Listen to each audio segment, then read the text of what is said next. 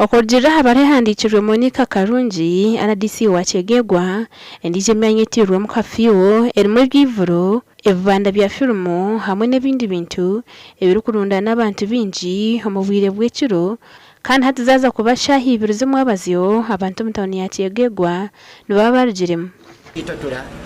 under lockdown itwehunirizibwa kigendero wake kireterize Kyegegwa kiteka lockdown ka district in Uganda yo nito hano kwekaguliza kiki muno ekiri mu Kyegegwa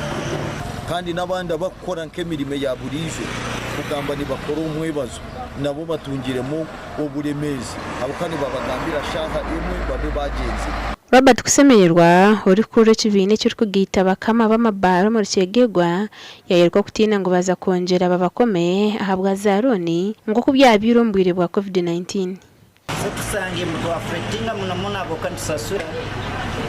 emisoso ya government sasura license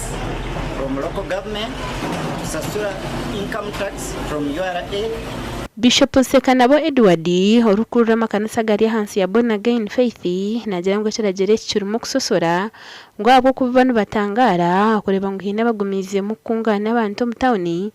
nk'abasakasi rero bo bakabataho curfew habo kuba ebinde mikore ndisho minkureri kugenda mu meso kandi nitugereba kazasakasa endongo mu mabara ebyevuru byona nibigenda mu meso konkito abakukira munonga batwemerize abakwasirwaho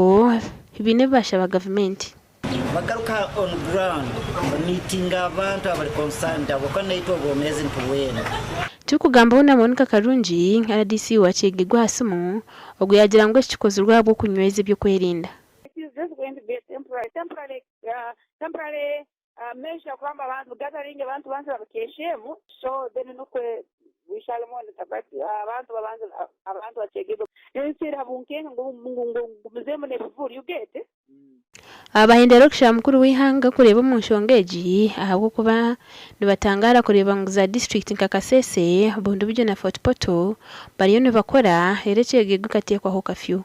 gasha kwa Philip Mulangira.